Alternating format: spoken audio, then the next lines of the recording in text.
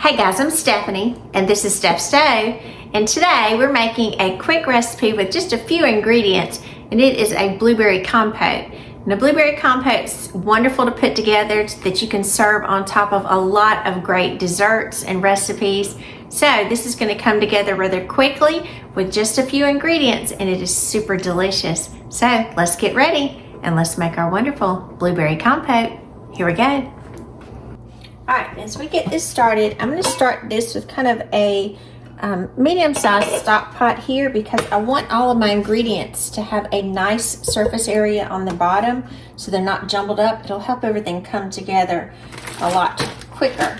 Now I'm going to use some of the blueberries that I put up just a couple of weeks ago. So these are fresh frozen, and I'm going to need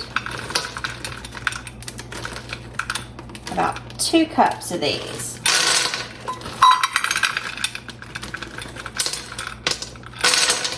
2 cups of my blueberries in here.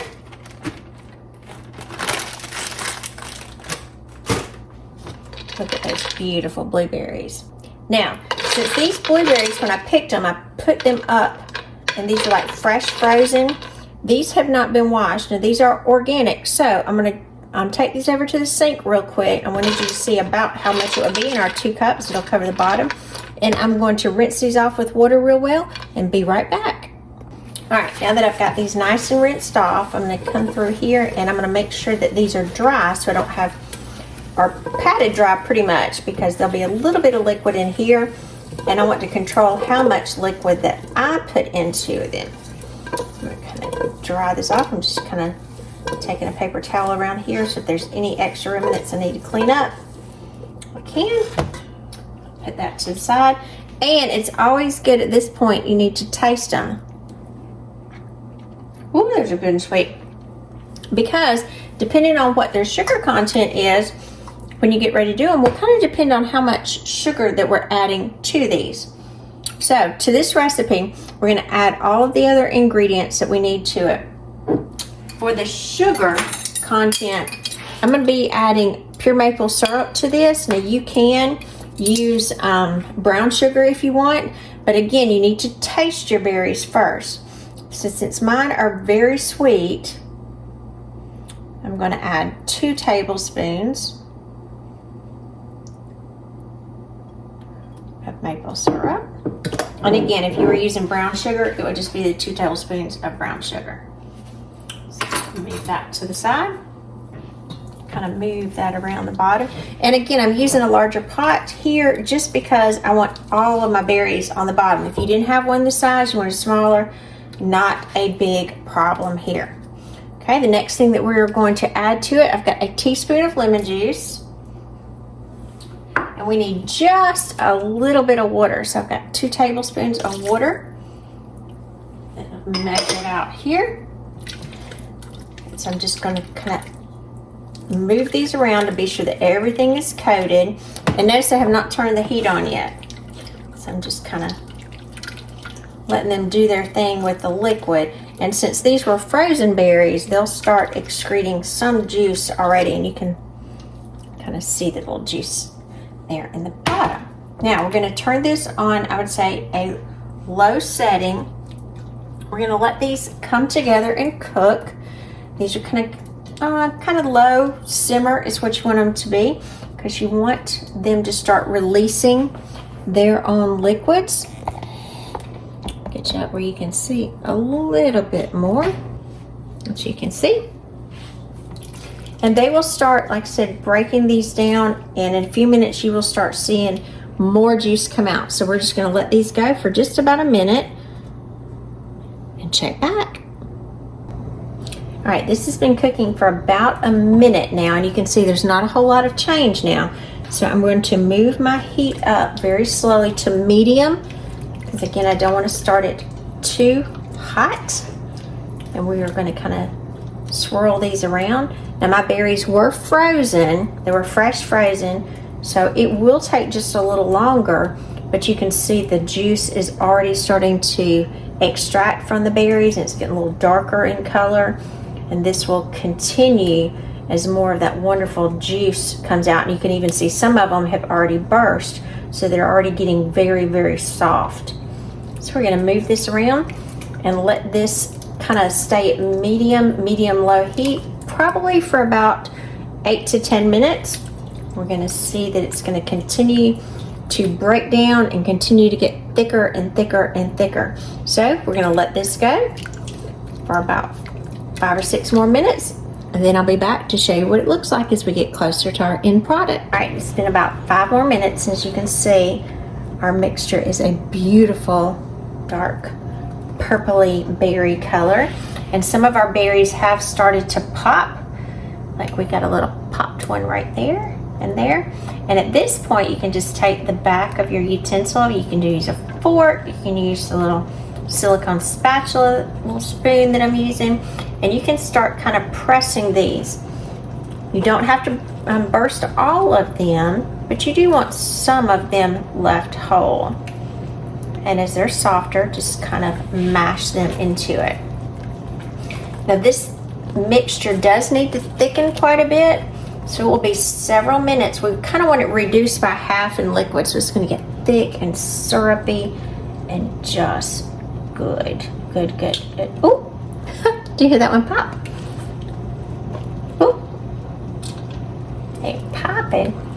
All right, so we're just going to continue to stir this ever so often. I'm going to turn my heat back down to low. Remember, I'd increased it to medium, and now I've got a good temperature.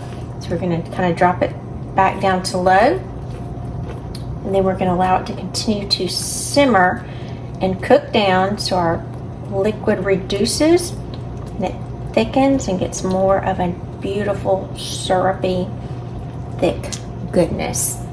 So we're going to keep reducing it down. I'll be back in just a couple of minutes to show you where we are. All right, our mixture has been reducing. You can see my liquid is reduced, and what I'm looking for, well, I like to use this silicone spoon here. You can see I can draw a line, and you can see that trail that it leads. That's what I'm looking for. It's not seeping in. If I lay it flat, it's a full trail that's showing me. I don't know how well you can see it. I'll get you up a little higher so you can see it, and I'll do it again. And you just do a trail in there, and you see it's completely coming together. I'm going to turn it off the heat. If you wanted to pour it, you see the consistency.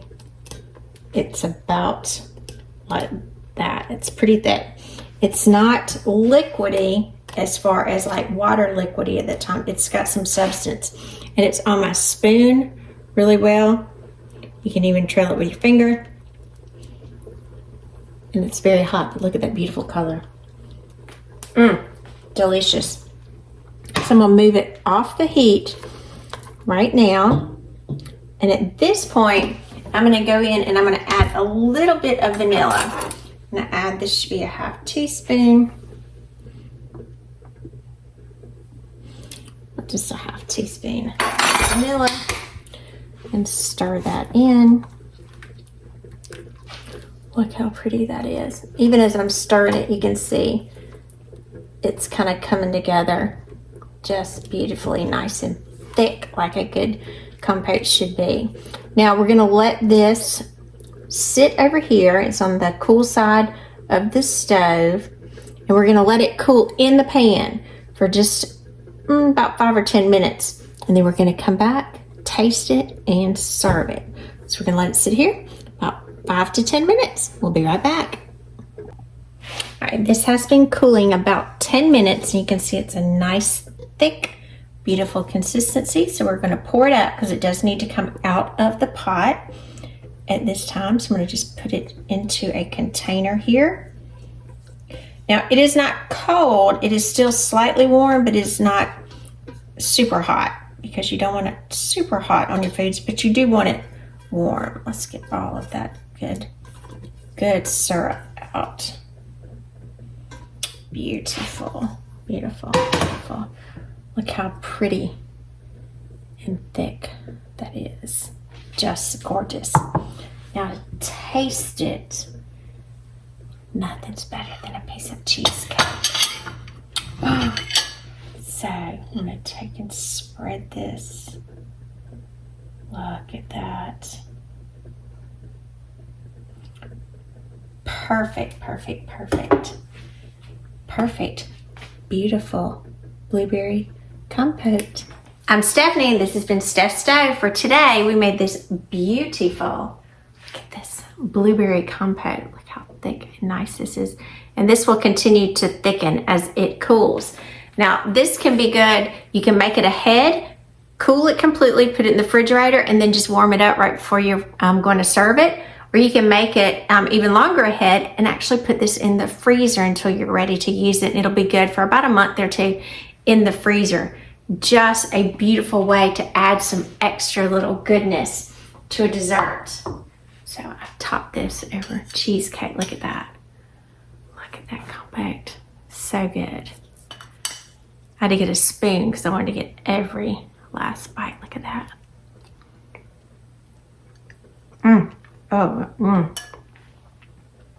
This is good. This is good. This is perfect. You can put it over ice cream. You can put it over pie like this. You can put it over cake or waffles would be delicious. You need to pour it over a biscuit and eat it. This would be just good. If you want to go the healthy route, you could do it over oatmeal. Yogurt. Just delicious. So remember, I'm Stephanie. This has been Steph's Stove. Give us a thumbs up. Click that subscribe button for more great content like this. And remember, Steph's Stove, we're making memories one dish at a time. I hope you enjoy this blueberry compote, or like a friend of mine likes to call it, blueberry compote. So enjoy. Thanks for watching.